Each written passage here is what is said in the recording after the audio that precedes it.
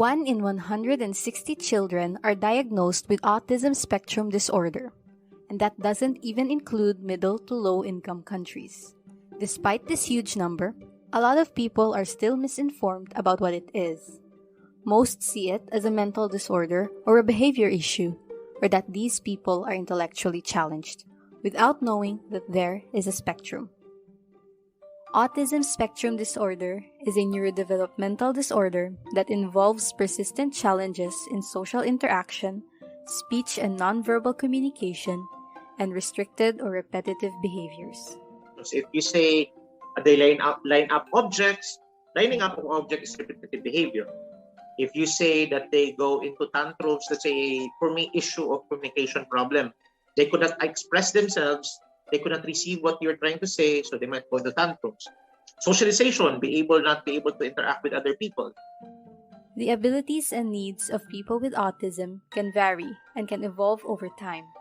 While some people with autism can live independently, others have severe disabilities which would require lifelong care and support. Each person with autism is unique, which is why it is called a spectrum. You can think of it as the rainbow of colors that comes out when you shed light to a prism. Each color represents a certain strength or weakness. For example, speech and nonverbal communication could be represented by the different shades of red, wherein light pink would mean the individual cannot communicate verbally. Red would mean they have the ability to speak verbally but would still need assistance. And dark red would mean the individual can speak verbally with little or no assistance. You can then apply the same principle with repetitive behaviors and social interactions, with different shades of different colors. Depending on their capabilities, the rainbow of colors of each person with autism would be very different from each other, making them unique. This is also very evident in studies that some of the even twins, identical twins, that if they have autism, both of them would have autism, they would not have the same. So each one of them would really be unique. Like in my case, I have kids. Both of them have interventions. But my daughter, she's very verbal, she's sociable, she can interact, she can ask questions, but my younger child hardly would be able to interact. Same as the age sa akong daughter before, because he belongs to a different spectrum. So every time a parent would always hear the word he or she belongs to a different spectrum, it just simply says the child is manifesting different signs and symptoms compared to the other kid. So even if I have 15 children with autism right now, these kids would have different manifestations or different signs and symptoms that they would be manifesting. So it's never going to be the same. So it's one thing that's very important. And one thing that I guess we should tell people, that if it doesn't mean you have seen one child with autism already, you have seen everybody. By using the spectrum, it doesn't limit the person's abilities. We can identify their strengths and weaknesses through levels, depending on the characteristics they manifest. Level 1, that's the milder form, that they could be able to read, that they could be able to write, they would be able to interact, they would have minor mga behavior problems, kumbaga manageable. These are level 1 ASD. The level 2, they are the people who need mga therapists. Okay, some assistance from therapists, not necessarily full-time assistance. But yung level 3 are the ones that they need. They could be non-verbal, they are the ones who really need a lot of assistance. Gone are the labels of high-functioning and low-functioning autism.